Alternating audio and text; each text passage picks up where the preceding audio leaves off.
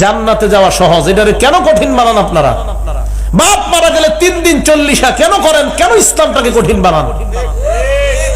কবরে দেওয়ার আগেই একজন কয় তাড়াতাড়ি এলান কর, জামুর কি মসজিদে তোর বাপের মিলাদটা কবে?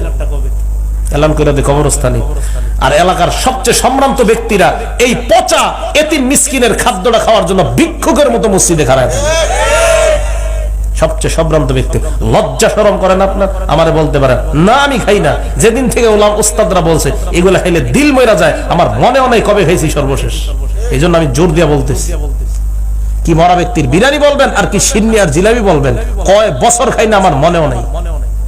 আপনার সন্তানকে এটা থেকে বাঁচান, এর মেধা নষ্ট করছেন আপনি।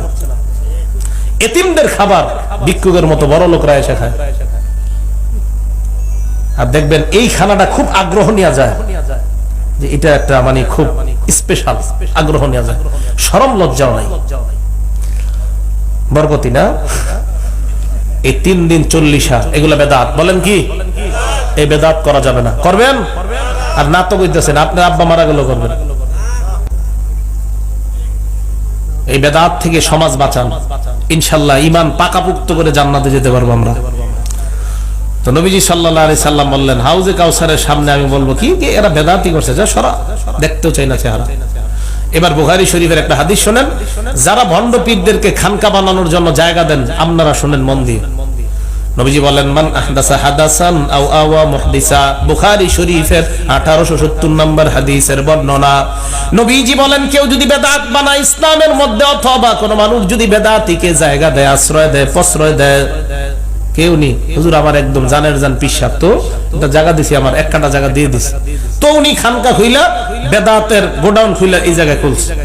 খোলার পর আল্লাহ নবী বলেন লানাতুল্লাহি আলাইহি ওয়াল মালাইকাতি ওয়ান নাসি আজমাইন, তুমি যে জায়গা দিলা তোমার উপর আল্লাহর অভিশাপ, ফেরেশতাদের অভিশাপ, দুনিয়ার সকল মানুষের অভিশাপ। বলেন নাউজুবিল্লাহ। যে ব্যক্তি কোন বেদাতি কর্মকাণ্ডের জন্য আশ্রয় প্রশ্রয় জায়গা দেয়, তার উপর আল্লাহর অভিশাপ, ফেরেশতাদের অভিশাপ, সকল মানুষের অভিশাপ।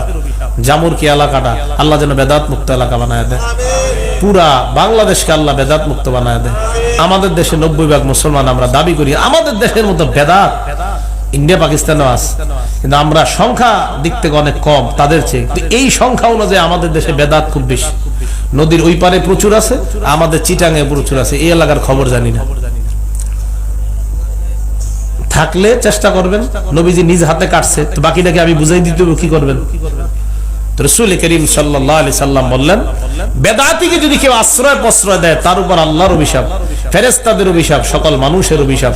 আল্লাহ আমাদের সকলকে বেদাতি কর্মকাণ্ড করা, বেদাত আমাদের বুঝাইতে হবে, আমাদের রাষ্ট্রপ্রধান যারা তাদেরকে বুঝাইতে হবে যে এই বেদাতি কর্মকাণ্ড আপনারা বন্ধ করেন, তো দেশের উপর শান্তি আসবে।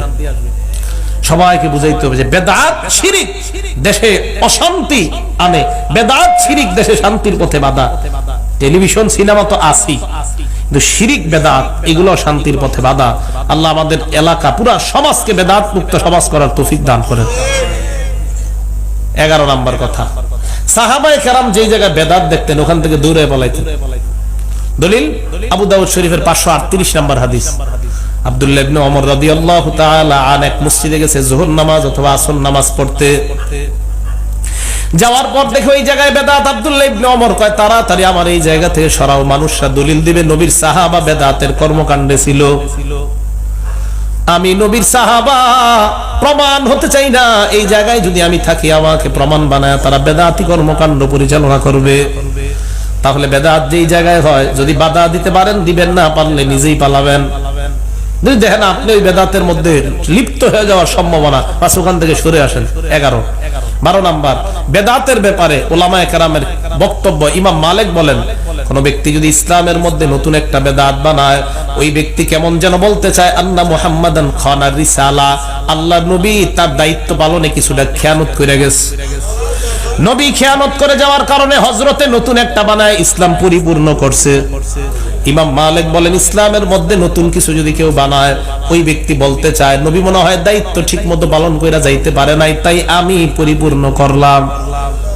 হ্যাঁ, ইমাম মালিক বলছেন কেউ যদি ইসলামে নতুন বেদাত বানায় তো বুঝতে হবে এই ব্যক্তি নবীর রিসালাত নবুয়তের উপরে সে প্রশ্নবিদ্ধ করছে নবীর। নবী মনে হয় দায়িত্ব করে নাই দেখে তো সে আরেকটা বানাইছে। এ হলো 12 নম্বর কথা। এবার বেদাতের ব্যাপারে একটা কথা বলি, এটা ঘরের দরজায় লিখে রাখবেন, বাইরের সময় এটা পড়বেন, ঢুকার সময় পড়বেন, তাহলে আর বেদাত হবে না আপনার দ্বারা। কি?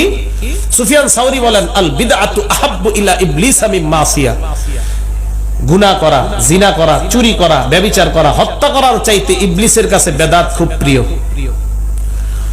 ইবলিসের চেলারা গিয়া কয় এলাকায় হত্যা হয়েছে, ও আচ্ছা দেখ ব্যাপার না, এটা হওয়ারই কথা, চুরি হয়েছে হয়েছে, যাক ভালো, তুই ভালো কাজ করছিস, চুরি তো শয়তানি করা, জিনা হয়েছে হুজুর, হ্যাঁ ভালো কাজ করছিস, হুজুরের এলাকায় একটা বেদাতের খানকা হয়েছে, কয় কি, এটা তো সবচেয়ে খুশির সংবাদ। ইবলিস কয়, তো ইবলিস কেন খুশির সংবাদ? ইবলিস ভালো করে জানে, ফাইনাল মাসিয়াতা ইনতাবু মিনহা, কথাটা মন দিয়ে শুনেন, গুনাহ থেকে তওবা করলে আল্লাহ মাফ করে দেয়, কিন্তু বেদাত থেকে তওবা করে না, কারণ বেদাতি মনে করে আমি হকের উপরে আছি, তাই তওবা করার নসিব হয় না।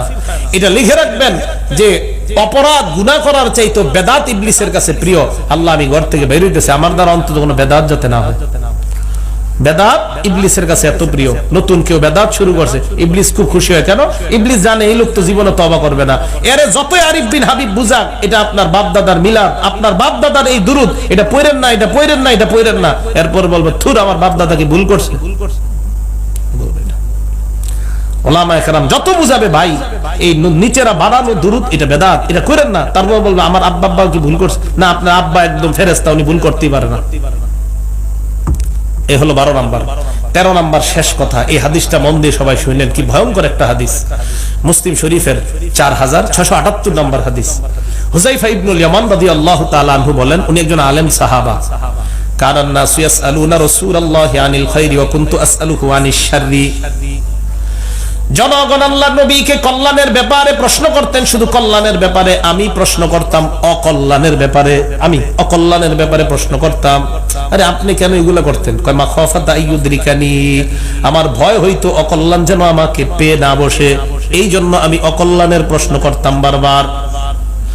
নবীজিকে আমি একদিন বললাম, ইয়া রাসূলুল্লাহ, এই যে আপনি কল্যাণ, 4টা অংশ মনে রাখবেন, হুজুর আপনি কল্যাণ, এই কল্যাণের পরে আর অকল্যাণ আছে কিনা? কল্যাণ একটা, হ্যাঁ। নবীজি জবাব দিলেন, হ্যাঁ অকল্যাণ আছে। কটা অংশ হইল? 2টা।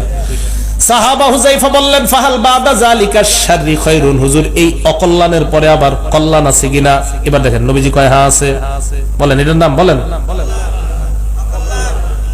তবে নবীজি বললেন, এই কল্যাণের মাঝে ধোঁয়া আছে, ধোঁয়া।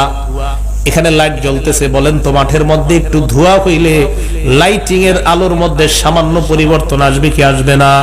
নবীজি বললেন কল্যাণ, অকল্যাণ, কল্যাণ, তবে এই কল্যাণের মাঝে ধোঁয়া।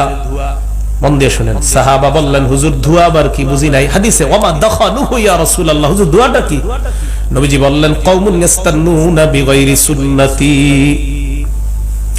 একদল মানুষ আমার সুন্নত ছাড়া, আমার পদ্ধতি ছাড়া অন্য পদ্ধতি অবলম্বন করবে আর দাবি করবে আমি আশিক রাসূল, আমার পদ্ধতি ছাড়া অন্য পদ্ধতিতে চলবে। ভাইও বেদাত করেন না, বাবারা বেদাত করেন না। নবীজি বলেন, আমার পদ্ধতি ছাড়া অন্য পদ্ধতিতে চলবে একদল মানুষ, ওয়ায়াহদুনা বিগাইরি হাদি, আমার হেদায়েত ছাড়া অন্য হেদায়েত গ্রহণ করবে। সাহাবা প্রশ্ন করলেন, ইয়া রাসূলুল্লাহ, তারা দেখতে কেমন? নবীজি বলেন, তারা দেখতে আমার চামড়ার মতো হবে, আবার কথা বলবে আমাদের মুখের মতোই কথা। এবার সাহাবা বললেন, হুজুর কল্যাণ, অকল্যাণ, কল্যাণ, ধোঁয়াযুক্ত কল্যাণ, এই কল্যাণের পরে আবার অকল্যাণ আছে কিনা? নবীজি বললেন, হ্যাঁ অকল্যাণ আছে। এই অকল্যাণের মাঝে আমরা আছি, বলেন নাউজুবিল্লাহ। সাহাবা বললেন, হুজুর ওই অকল্যাণের ব্যাপারে একটু বলেন। আল্লাহর নবী বললেন, এই অকল্যাণটা হলো দুআতুন আলা আবওয়াবি জাহান্নাম, অসংখ্য অগণিত আহ্বানকারী আমাকে, এই আমি একজন আরিফ বিন হাবিবকে অসংখ্য অগণিত আহ্বানকারী জাহান্নামের দরজার দিকে ডাকে। ভাইও আপনাদের প্রত্যেককে অসংখ্য আহ্বানকারী জাহান্নামের দরজা সমূহের দিকে ডাকে। নবীজি বলেন, এই অকল্যাণের মাঝে অসংখ্য আহ্বানকারী তোমাদেরকে জাহান্নামের দিকে ডাকবে, একজনকে অসংখ্য আহ্বানকারী জাহান্নামের দরজার দিকে ডাকবে। সাহাবা কয়, ইন্না লিল্লাহি, হুজুর ওই ভয়ঙ্কর জামানা যদি আমি পাই কি করবো? উনি কি পাইছে? পায় নাই, কিন্তু নবীর ওই যুগে বলছে, যদি পাই কি করবো? নবীজি বললেন, তুমি এক কাজ করবা, তালজামু জামাআতাল মুসলিমিনা ওয়া ইমামাহুম, মুসলমানদের সর্ববৃহৎ দল এবং তাদের নেতার সাথে আঁকড়ে থাকবা। সাহাবা বললেন হুজুর সর্ববৃহৎ দল আর তাদের নেতা যদি না থাকে, আল্লাহ নবী বললেন তাহলে আলাইকা আন তাআদ্দা আলা আসলি শাজারা, যে দাঁত দিয়ে হাড্ডি চাবায়া খাও, মারির দাঁত, চোয়ালের দাঁত, ওই মারির দাঁত দিয়ে গাছের শিকড় মজবুত কইরা ধইরা কেউ যেন তোমাকে না দেখে, তোমার ঈমান তুমি বাঁচাও। তোমার ঈমান ওই জায়গায় গিয়ে হলো বাঁচাও। ভাইও বলেন তো, আমাকে আপনাকে জাহান্নামের দরজার দিকে একজন ডাকে না অসংখ্য? বাইর হইবেন ঘর থেকে, সুদ ডাকতেছে, ঘোষ ডাকতেছে, জুয়া ডাকতেছে, সিনেমা ডাকতেছে, বেদাত ডাকতেছে, শিরিক ডাকতেছে। সহজ হিসাব, সল্লু খামসাকুম, পাঁচ ওয়াক্ত নামাজ পড়েন, সুমু শাহরাকুম, রমজানের রোজা রাখেন, এদিক সেদিকে তো যাওয়া দরকার নাই। ফামুতু আদখুলু জান্নাতা রাব্বিকুম, নবীজি বলছে এক রাস্তা, এটার উপরে চলেন না আপনি। আরে এত কিছু কি দরকার আপনার? এটার উপর থাইকা পাঁচ ওয়াক্ত নামাজ, রমজানের রোজা, মরেন জান্নাতে প্রবেশ করেন। সহজটাকে আপনারা কেন কঠিন বানান? কেন 3 দিনা বানান? কেন 40 বানান? কেন ঈদ বেশিগুলা বানান? কেন ঈদের দিন রোজা রাখতে চান? কেন আপনি ইচ্ছা করে ইসলামের মধ্যে নতুন নতুন বিভিন্ন জিনিসের আবিষ্কার করবেন? আল্লাহ আমাদের সকলকে বেদাত মুক্ত জীবন যাপন করে আমরা যেন পাকাপোক্ত ঈমান নিয়ে আমি সহ আমরা সবাই জান্নাতে দেখা করতে পারি। আল্লাহ তৌফিক দান করেন। আমিন ওয়া আখিরু দাওয়ানা আলহামদুলিল্লাহি রাব্বিল আলামিন।